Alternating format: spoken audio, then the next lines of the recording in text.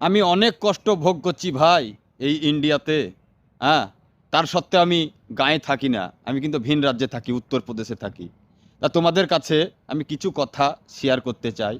হ্যাঁ, আর এই ভিডিওটা যারা যারা আমার অডিয়েন্স দেখো আমার ভিডিও, তারা বেশি বেশি করে তোমাদেরকে রিকোয়েস্ট করে বলছি খানিক শেয়ার করে দেবে, ঠিক আছে? কারণ এই ইন্ডিয়াতে আমার হ্যাঁ জন্ম দিয়ে আল্লাহ তালা বড় ভুল করেছে, ঠিক আছে? এই কথা ভাই আর কি বলবো।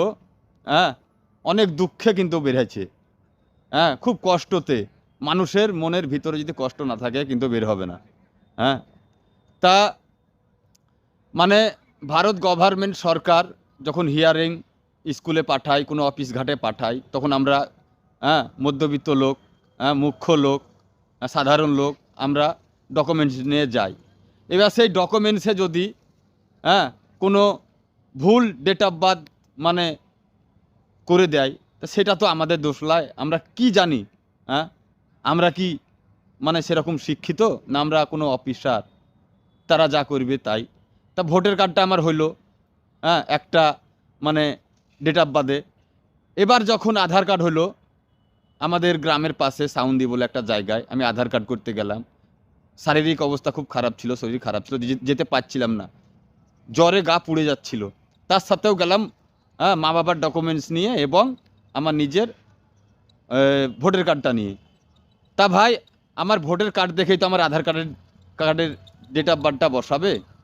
হ্যাঁ, কিন্তু অফিসাররা সেটা না করে ডেট অফ বার্থটা বসিয়েছে ওদের মন মতো করে। যে ডেট অফ বার্থ আমার ভোটার কার্ডে আছে সেটা না করে ওদের মন মতো করে করেছে। না, এই যে এখন এসআইআর বলছে তোমার আধার কার্ড এক ডেট অফ বার্থ, ভোটার কার্ডে এক ডেট অফ বার্থ। তাহলে সেটা কি আমাদের দোষ? তোমরাই তো করনি, তোমরাই তো ভারতবর্ষের অফিসার, জ্ঞানী ব্যক্তি, হ্যাঁ, সরকারের চাকরি করছো, তোমরাই তো সব কিছু করে দেবে।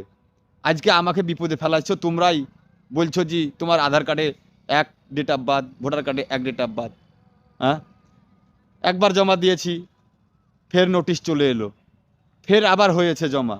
এবার যদি না হয় তাহলে বিষ খাবো না গলায় দড়ি দেবো?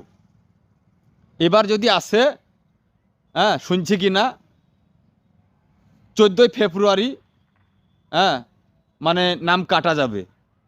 যাদের যাদের কাটা যাবে তাদের তারা বুঝতে পারবে, নোটিশ আসবে তাদের বাড়িতে। তারা নানান রকম দিক থেকে সরকারের কাছ থেকে মানে